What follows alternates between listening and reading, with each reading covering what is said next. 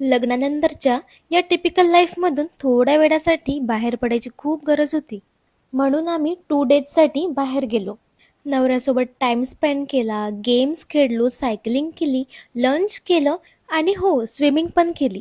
स्विमिंगमुळे body तर fresh झाली, पण माझे केस खराब झाले, माझा पेशन्स खराब झाला. तेव्हा माझा नवरा म्हणाला, "अगं टेन्शन नको घेऊ, यावर पण सोल्युशन आहे माझ्याकडे. Wet hair, frizzy hairs, messy hair या सगळ्यांना एकच answer. Make me bold hot air brush." तर चला यूज करून बघूया.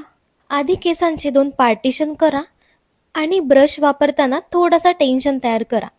टेन्शन आयुष्यात नको, पण केसांवर हवा, म्हणजे स्टाईल अजूनच प्रॉपर स्मूथ आणि नीट येतो.